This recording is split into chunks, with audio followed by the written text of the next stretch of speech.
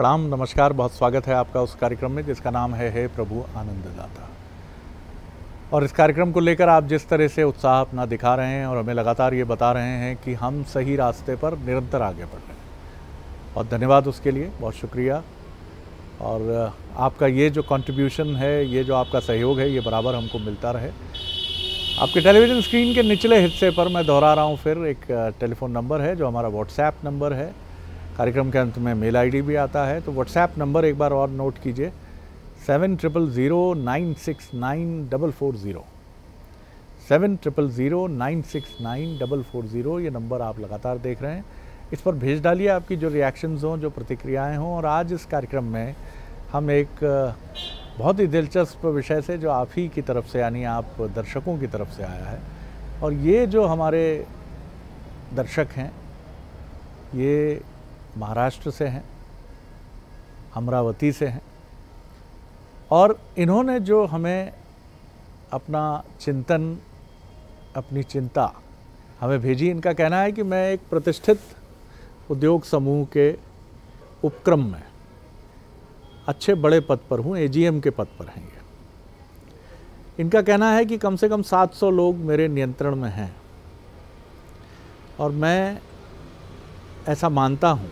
बड़ी विनम्रता से इन्होंने कहा है, मुझे बहुत अच्छा लगा इनका व्हाट्सएप संदेश देखकर। इन्होंने कहा कि मुझे ऐसा प्रतीत होता है, क्योंकि ये तो कोई विज्ञ गुरु अभी कोई मिला नहीं है मुझे, सानिध्य में नहीं हूँ मैं किसी के, लेकिन मुझे ऐसा लगता है कि मैं जीवन को धर्म दर्शन की दृष्टि से देखने वाला व्यक्ति हूँ। पूजा पाठ भी करता हूँ, लेकिन कर्मकांड से अधिक मैं ईश्वर के अमूर्त स्वरूप का प्रेमी हूँ। इन्होंने जो अपनी चिंता, या आप उसको कह सकते हैं कि एक परेशानी बताई है, वो ग्रंथि भाव से जुड़ी हुई है। इनका कहना है कि अक्सर मुझे अनुशासन बनाए रखने के लिए बहुत सारे लोगों के साथ डांट डपट का व्यवहार करना पड़ता है, और कई बार ये कहते हैं कि जिसको अंग्रेज़ी में एक शब्द होता है ऑक्यूपेशनल हैज़ार्ड, व्यवसायगत बुराई या पेशेगत बुराई, वो मेरे साथ जब मैं सामाजिक परिवेश में होता हूँ वहाँ भी चली जाती है। कई बार मैं ऑफिस में होता हूँ और एक ख़राब मनोदशा में हूँ, तो किसी रिश्तेदार का फ़ोन आया या घर से पुत्र या पुत्री का फ़ोन आया, तो मेरा स्वर तलखी भरा होता है, तुम खुद क्यों नहीं देख लेते? तुम्हें देखना चाहिए ना, बड़े हो गए हो, अब क्यों करते हो ऐसा? नहीं, अभी मैं गाइड नहीं कर पाऊँगा।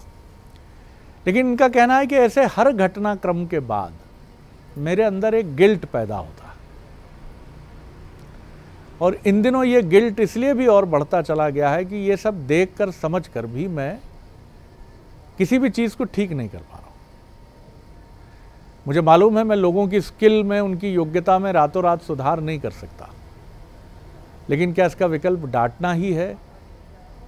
लेकिन मुझे ये सिखाया गया है कि अनुशासन बनाए रखने के लिए डांटना बहुत आवश्यक है। ये बात मैं अपने अवचेतन में इतनी गहरी धंसा चुका हूँ कि मैं इससे निकल नहीं पाता, जबकि मैं हमेशा देखता हूँ कि जब भी डांट फटकार होती है तो उसका परिवेश पर बहुत नकारात्मक असर होता है। और कुछ ऐसे लोग भी हैं जो डांट फटकार ना होने पर फ़ायदा उठाते हुए भी प्रतीत हो जाते हैं। ये कह रहे हैं मैं लगातार उलझनों में फंसता चला जा रहा हूँ। क्या माफ़ करना श्रेष्ठ विकल्प है, या अनुशासन के लिए कृत्रिम डांट फटकार भी आवश्यक होती है? लेकिन मैं वो कृत्रिम नहीं कर पाता, मैं असली ही करता हूँ, क्योंकि उसका असर मेरे ब्लड प्रेशर पे होता है, मेरे जीवन पर होता है, और मैं उलझता चला जाता हूँ। मुझसे कोई प्रेम नहीं करता है। मैं बड़ी कुर्सी पर बैठा हूँ, मुझसे अधिकतर लोग चिढ़, घृणा, विद्वेष या डर के भाव से मुझे देखते हैं। मैं चाहता हूँ कि उनकी आंखों में मेरे लिए प्रेम हो, लेकिन ये संभव नहीं दिखता है। क्या ये सब कुछ बदल सकता है? क्या मुझे संत में रूपांतरित होना होगा, या किसी मनोचिकित्सक की शरण में जाना होगा? बहुत धन्यवाद आपको, आपने बहुत विस्तार से अपने प्रश्न को हमारे सामने रखा है, और बहुत सारे अपनी समस्याओं के उत्तर तो ऐसा भी प्रतीत होता है कि आप स्वयं भी जानते हैं, लेकिन कई बार हमें लगता है कि इसीलिए हम अपनी कुंडली भी कई बार विचरवाते हैं बार बार। मालूम सब कुछ हमें है, लेकिन जब कोई विज्ञ ज्योतिष मुस्कुरा के कह देता है क्रोध बहुत आता है आपको, तो हम थोड़ा झेपते हैं, लजाते हैं, मुस्कुरा के कहते हैं हाँ गुरुजी अब कभी कभी करना पड़ता है, आजकल आवश्यक है ये भी। पत्नी से संबंध थोड़े और मधुर करिए, तब आप झेप जाते हैं, लजा भी जाते हैं। मालूम सब कुछ है, लेकिन सुनना दूसरे से चाहते हैं। चलिए तो सुनिए हमारे विशेषज्ञ से, मानस मर्मज्ञ भगवद गीता के अध्येता प्रोफेसर डॉक्टर सुरेंद्र बिहारी गोस्वामी। प्रणाम कर रहा हूँ गोस्वामी। आज आपके प्रश्नकर्ता जो हैं मुझे एक ऐसे स्वरूप में दिखे जिन्होंने बहुत सारी चीज़ों को पकड़ रखा है। हाँ। अब उस पकड़ का बोझ इतना गहरा हो गया है, बल इनको इतना लगाना पड़ रहा है कि बल लगाते और बल्कि कई पकड़ तो ऐसी है जैसे वो आप पतंग की व्याख्या करते हैं ना, पतंग में मांझा होता है, उसको जोर से पकड़ लें तो वो अपने को कटने भी लगता है और दर्द भी देने लगता है। तो बारी इनके छोड़ने की है, लेकिन इनका ये दृढ़ विश्वास है कि छोड़ देने से छूट जाएगा। और ये इनकी विश्वास में ऐसा नहीं, कपोल विश्वास नहीं, इनका बात सही है कि आप छोड़ देंगे वो छूट जाएगा। पतंग तब तक उड़ेगी जब तक वो कहीं ना कहीं बंधे रहेगी, लेकिन इनको बंधन की व्यवस्था समझ में नहीं आ रही है कि कैसा कितना बांधूं। इस चक्रव्यूह में फंसकर ये उस बंधन में स्वयं बनते चले जा रहे हैं, अर्थात बंधन का जो दबाव है वो इन पर खुद आते जा रहा है। इनके प्रश्नों का उत्तर इनके पास है, ये भी आपने कहा ठीक है, लेकिन इनको हम प्रबंध से उत्तर देते हैं। इन्हें हम आज वो उस अचूक व्यवस्था पर चिंतन करेंगे इनके साथ में। अचूक औषधि इनको बताएंगे हम, अचूक औषधि जिस पर स्वयं मैंने भी शोध किया है प्रबंध के अंतर्गत। वो ऐसी अचूक औषधि है, अर्थात अनुशासन होते हुए भी अनुशासन नहीं है। ध्यान रखिएगा, जहाँ पर प्रशासन होते हुए भी प्रशासन ना रहे, सबसे अच्छा गवर्नेंस वही है जो दिखे ना, जो ऐसी सुई जो आपको लग जाए और आपको अनुभूति ना हो कि सुई लग गई है। आप ध्यान रखिए, ऐसा रंग जो आपको कोई लगा जाए और आपको मालूम ही ना चले कि रंग लग गया, अच्छा मैं रंग गया। ऐसा इन्फेक्शन जो आपको लग जाए और आपको मालूम ही ना चले कि वो इन्फेक्शन कहाँ से लग गया है, ये संक्रमण भी है।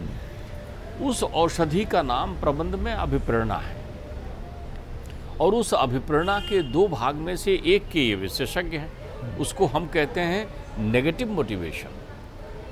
दंड और अनुशासन उसी के प्रबलता में होता है, तानाशाही वहीं होती है, विरोध वहीं उत्पन्न हो जाता है। लोग वैमनस्य ऐसे लोगों के प्रति हो जाते हैं, पीठ पीछे कोसने का काम ऐसे लोगों के प्रति करते हैं, जबकि उसके शुभ चिंतन में उपक्रम का विकास होता है। ये जितने भी प्रकार का अनुशासन, एक पिता और एक माता, घर में दोनों में से कोई ना कोई पॉजिटिव और नेगेटिव मोटिवेशन के उदाहरण होते हैं। कहीं कहीं महतारी ऐसी मिलती है कि लावण्य ममतामयी, अपने बच्चों को छूती तक नहीं है, पिता से लड़ पड़ती है, नहीं आप डांटिए मत करके, तो बच्चा जो है सीधा माँ से चिपकता है। फिर माँ धीरे से कहती है उसको, सुनो बाबूजी जब डांटे तो तुम चुप रहा करो, कुछ ना बोला करो, बाबूजी तुम्हारे भले के लिए बोल रहे हैं। तो बच्चा फिर बाबूजी के डांटने पर चुप रहना सीख जाता है। देखिए, ये उनके पास पॉजिटिव मोटिवेशन है और बाबूजी के पास नेगेटिव मोटिवेशन है। कल कहा था ना मत करना, फिर किया, लगाऊं। तो तथ्य वही है, तो कार्य कराने का संयोजन वही है।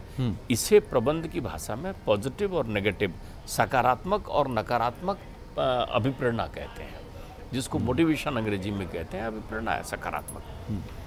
शरद जी, इसका प्रयोग करने का निश्चय जब मैंने लिया तो मैं स्वयं ऐसी संस्था पर पहुंचा, और संयोग से वो संस्था के जो बैंक प्रबंधक थे वो मेरे बड़े अच्छे मित्र थे। अब तो वो रिटायर हो गए हैं, लेकिन उनको भी ये घटना स्मरण आ जाएगी यदि वो ये देख रहे होंगे, तो मैं उनका नाम नहीं ले रहा हूँ। तो हमने इसका प्रयोग करने का निश्चय किया कि भाई ये देखें तो सकारात्मक प्रबंधन कैसा है। इसके दो बड़े उदाहरण मेरे सामने हैं जिसका प्रयोग पूरा 100% सफल हो जाता है। तो आपके प्रश्नकर्ता देखें कि कैसे वो लोकप्रिय हो सकते हैं। एक कस्बाई बैंक में एक प्रबंधक की नियुक्ति हुई, वो कस्बा मेरा ही था, मैं वहीं रहता था। तो मेरे क्लास फेलो थे वो, बैंक में जो मैनेजर होकर आए, तो उन्होंने आते ही मुझसे संपर्क किया। तो मैंने कहा बधाई हो, आप मेरे नगर में आ गए हैं और यहाँ के आप प्रबंधक हो गए हैं, बहुत अच्छी बात है। लेकिन आते ही उन्होंने मुझे कहा, मायूस चेहरा था उनका, कि क्या मतलब ऐसी शाखा में आया हूँ जहाँ पर हमको FIR करना पड़ता है, मारपीट होती है, रोज़ लड़ाई होती है। मैंने कहा बाहर वालों से? अरे बोले बाहर वालों से नहीं, मेरे यहाँ ही ये गुंडा की तरह व्यक्ति रहता है, वो किसी के साधे नहीं सध रहा है। तो मैंने कहा फिर क्या है, उसको यहाँ से ट्रांसफ़र कर दो। बोले वो जनप्रिय है, जो व्यक्ति है वो लोकप्रिय है। ध्यान रखिए, ये जो लोग आपके यहाँ मजदूर बनकर काम करते हैं, ये आपके पास जी हजूरी करते हैं, बाहर उनका स्वरूप आपकी तरह नहीं होता, आपसे जो संवाद कर रहे हैं वैसा नहीं होता। बाहर उनमें से बहुत सारे लोग लोकप्रिय होते हैं, जनप्रिय होते हैं, परिवार उनका प्रतिष्ठित होता है, वो वहाँ काम करने आते हैं आपके पास में, लेकिन बाहर उनका एक समग्र रूप है। तो तुम जब बाहर निकलोगे तो उनसे चूंकि बैर ले लिया है तुमने अनुशासन का दंड दिखाकर, तो बाहर तुम्हारा सम्मान सुरक्षित नहीं रहता। तो उन्हें अनुशासन में भी रखना है, उन्हें अधीन भी रखना है, उनसे काम भी लेना है और उनसे सम्मान भी चाहिए। तो मैंने कहा कौन है वो? मैं भी अपने गाँव में रहता नहीं था, बाहर पढ़ता था, तो मैं वहाँ आया। तो मैंने कहा साहब मेरे गुरुदेव ने मुझे प्रबंध पर ये सकारात्मक मोटिवेशन बताया है, कल हम उसका उपयोग करते हैं, मैं आऊँगा आपके यहाँ। मैं उनके बैंक में पहुँचा, वहाँ काम करने वाला एक व्यक्ति जो वहाँ मुख्य क्लर्क था, वहाँ का अकाउंटेंट या मुख्य क्लर्क रहा होगा, वो व्यक्ति था। बड़ा उद्दंड और मैनेजर से तू मैं बात करता था, और कोई भी आर्डर उसे दे तो वो अपनी स्वेच्छाचारिता में रहता था, करूँ या ना करूँ मेरी मर्जी। वो मना कर देता था, कभी आए कभी ना आए। तो मैं उनसे मिला, मिल के मैंने उनके चैम्बर से कहा कि वो व्यक्ति कौन है। बोले आपको ज़्यादा तकलीफ़ नहीं करनी पड़ेगी, आप देखिए बाहर परिवेश में। मैंने देखा तो एक आदमी सिगरेट पीता हुआ अपने दोनों पैर टेबल में रखकर बैठा था उस बैंक में। मैंने कहा यही है वो व्यक्ति? बोली यही है वो व्यक्ति। मैंने उनसे नाम पूछ लिया। अभी उदाहरण के लिए मैं नाम कोई अंकित कर देता हूँ ताकि मेरा उदाहरण अच्छा हो जाए कि उसका नाम प्रकाश था। उन्होंने कहा यही है वो प्रकाश। मैंने कहा चलिए आप मुझे बाहर तक छोड़िए। बोले मैं तो वैसे ही छोड़ता। बोले नहीं मेरा शोध प्रारंभ। तो बोले अब मुझे क्या करना है? मैंने कहा प्रकाश के पास खड़े होकर प्रकाश की प्रशंसा करनी है। उन्होंने कहा वो कैसे संभव है? मैंने कहा मैं आपसे बतिया रहा हूँगा, मेरे पीठ के पीछे प्रकाश होगा। तो बोले नहीं वो मुझे देख लेगा। तो मैंने कहा आपकी पीठ के पीछे प्रकाश होगा, मैं आपसे बतिया रहा हूँगा। बोले ये हो सकता है। अब हम गए तो वो चलते चलते प्रकाश की तरफ, प्रकाश की कुर्सी के पास पहुँचे। प्रकाश टस से मस नहीं हुआ, हिला तक नहीं, वैसे ही बैठा था। अब उनके पीठ करके मैनेजर साहब खड़े हो गए, मैं उनके सामने। प्रकाश मुझे दिखाई पड़ रहा था। मैंने उनसे कहा यार हमने सुना है आपके बैंक में कोई एक क्लर्क है जो बड़ा बदतमीज है और अच्छे से काम नहीं करता, बैंक में लड़ाई झगड़ा करता है, बड़ा परेशान करता है। तो मैंने कहा यार आप ऐसे आदमी आपके बैंक में कैसे हैं?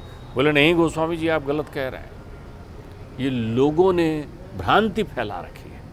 प्रकाश निहायत ही अनुशासन प्रिय और अच्छा व्यक्ति है, मैं उसे जानता हूँ, मैंने उसके बारे में समझ लिया है। जैसे ही उनका ये कहना हुआ, प्रकाश के दोनों पैर जो हैं वो टेबल से नीचे आ चुके थे। प्रकाश के हाथ का सिगरेट बुझ चुका था। प्रकाश कान लगाकर उनकी बातें सुन रहा था। वो कह रहे थे कि उनमें इतनी प्रतिभा है प्रकाश में, यहाँ लोग उसको समझना नहीं चाहते, सुनना नहीं चाहते, उसके पास कितना अनुभव है, इस उपक्रम को वो कहाँ पहुँचा सकता है, कहाँ से कहाँ। और मेरा पूरा ध्यान रहेगा अब आने वाले समय में गोस्वामी जी कि मैं प्रकाश के व्यक्तित्व का पूरा उपयोग करूं।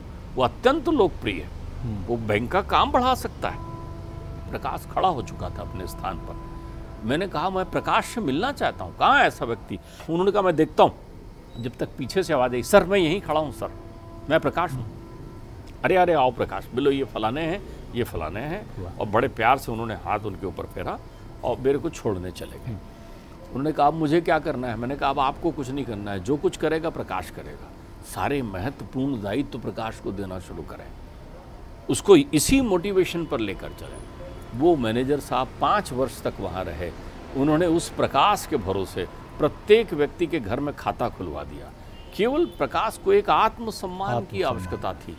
तो अनुशासन का कोई भी दंड जो किसी के आत्मसम्मान को ठेस पहुँचाए वो नकारात्मक हो सकता है। इसमें एक चीज़ और है गोस्वामी जी, एक प्रश्न और है मन में कि जिस काम के लिए हम मन से राजी ना हो, चाहे वो हम अनुशासन के नाम पर करें सख्ती से, या फिर हम किसी से सुनकर या प्रबंधन की कोई किताब पढ़कर करें, लेकिन हम खुद उससे कन्विंस नहीं हैं, और अगर हमारा मन ही हमसे कह रहा है कि नहीं नहीं तुम्हारा ये तरीका शैली ठीक नहीं है, तो क्या उसको बदलना ही उचित है?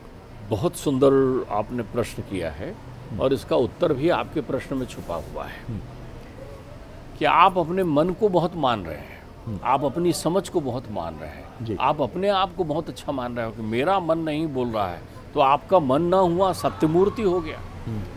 आपने ये सोच लिया है कि जो मैं करता हूँ वही सच है, बाकी जो करते हैं वो गलत है। ध्यान रखिए अनुशासन दूसरों पर नहीं, सबसे पहले स्वयं पर चलाइए।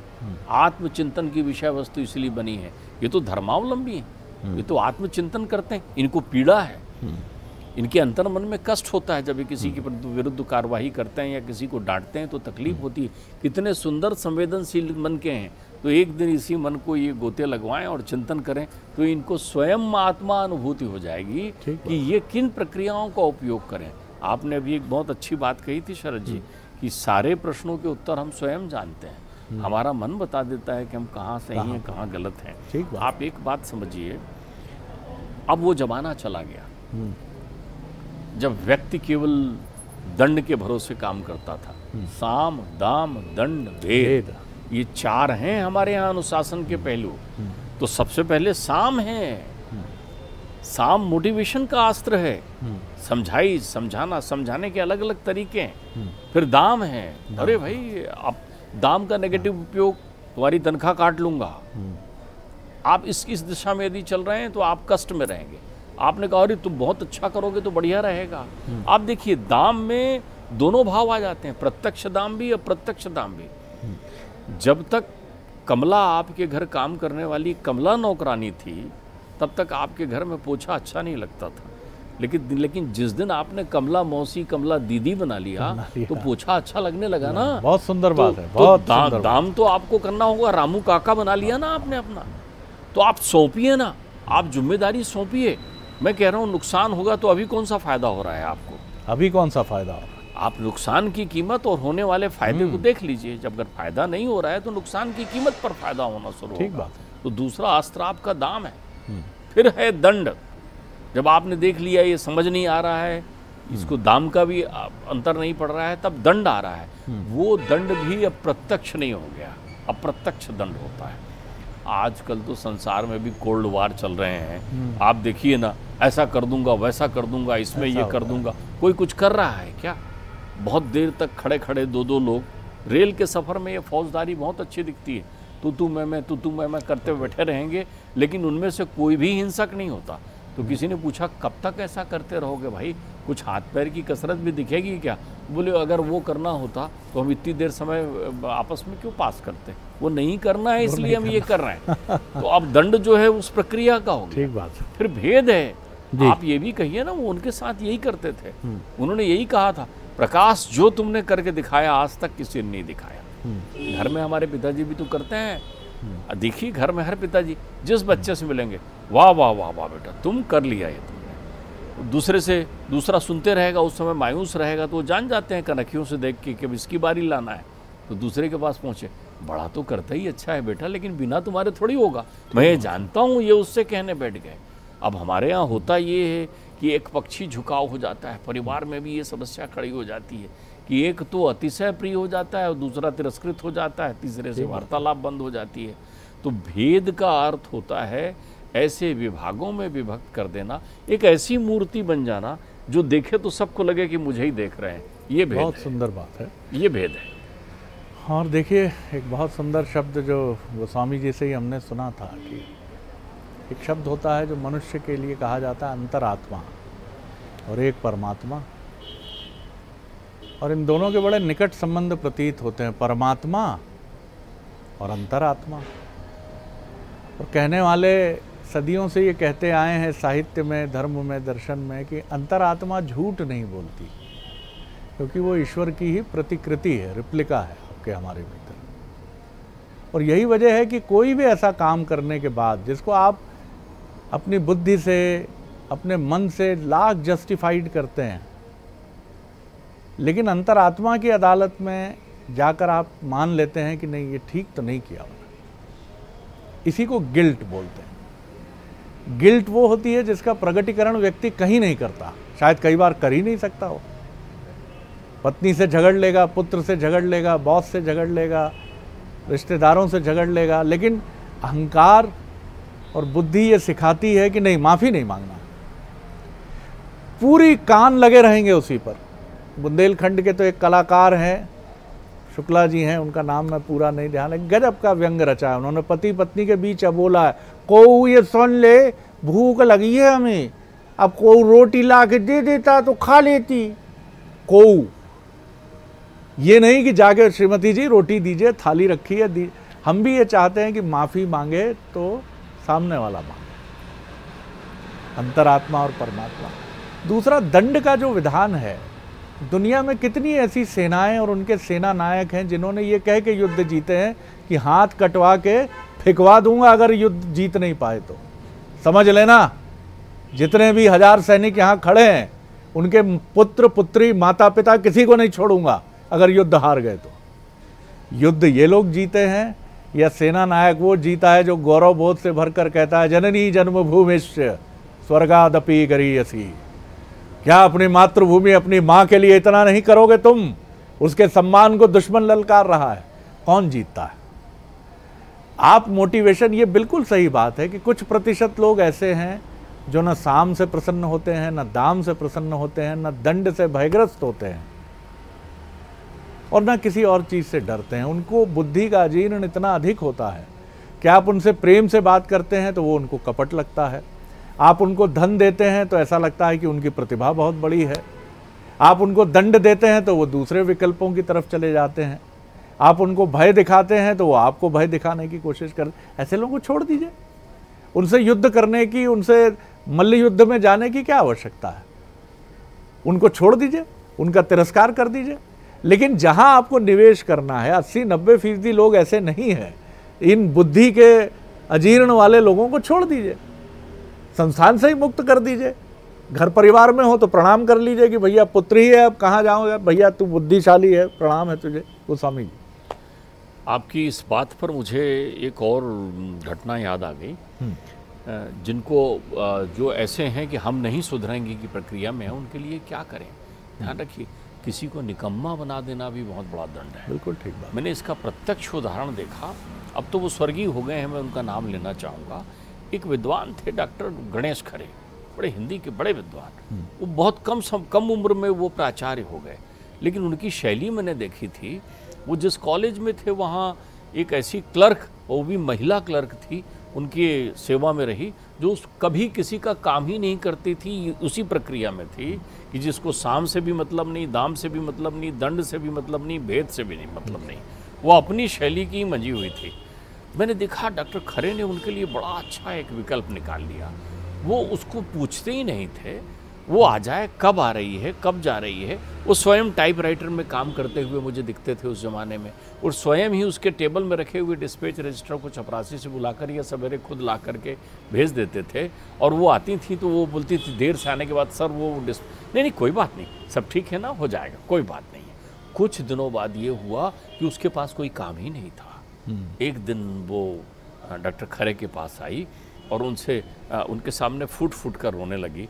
बोले सर, मैं इतनी भी निकम्मी नहीं हूँ कि आप मेरे को कोई काम ना दें। मुझसे अपराध हुए हैं, मैं जानती हूँ, लेकिन मेरा दिमाग थोड़ा पारिवारिक कारणों से ख़राब रहता था, मुझे काम दीजिए ना। तो बोले मैंने तुमसे काम कब छीना है, वो तो तुम्हारी टेबल में रखा हुआ है। मैं तो तुम्हारे लिए सहयोग करता हूँ काम करके, लेकिन काम करने से ना कोई छोटा होता ना कोई बड़ा होता। तो हर कार्यालय में, हर ऑफिस में, हर क्षेत्र में रुपए में 70% लोग काम के प्रति आनंद की अनुभूति करने वाले नहीं रहते। 10-20% लोग हैं जो काम में आनंद की अनुभूति करते हैं और जिसके कारण से उपक्रम और संस्था चलती है। तो हमारा ध्यान उन 10-20% लोगों में होना चाहिए। व्यर्थ तनाव उन 70% लोगों में न करिए, प्रेरणा बनाइए उन्हें कि वो स्वयं काम करने लग जाए। तो कितनी सुंदर बात है कि कई बार इन 70% लोगों के लिए आप उन 20% लोगों को या 30% लोगों को खींचना शुरू कर देते हैं जो आपके संस्थान की रीढ़ की हड्डी होते हैं। आपका परसेप्शन ऐसा हो जाता है कि ये दुनिया में सब ऐसे हैं, क्योंकि आप बहुसंख्य लोगों को देख लेते हैं कि उनका काम के प्रति ध्यान नहीं है। तो बेहतर यही है कि जिन पर फोकस करना है। मैनेजमेंट का सिद्धांत भी ये कहता है कि जिन पर परिवार में भी 3 पुत्र हैं, आपका ध्यान सबसे अधिक किस पे रहता है? जो सबसे जीनियस होता है, मेधावी होता है, जो शुरू से स्कॉलरशिप लेता है, जिसके लिए आपको मालूम है कि यूरोप के किसी श्रेष्ठ विद्यालय में भी नाम मात्र के धन पर उसका एडमिशन हो जाएगा। आप अपने उस पुत्र के लिए या पुत्री के लिए प्रयास नहीं करते जो अपेक्षाकृत उससे बहुत नीचे होता है। आपको मालूम है कि ये नहीं कर पाएगा तो आप उसके लिए साधारण कॉलेज में एडमिशन हो जाता है, उसको चलाते हैं। तो ये जीवन का सिद्धांत है कि जिसके पास सर्वश्रेष्ठ है, निवेश उसी पर होना चाहिए। इसमें कोई भेदभाव नहीं है, इसमें कोई ऐसी चीज़ नहीं, क्योंकि ये हमारे घर में भी होता है।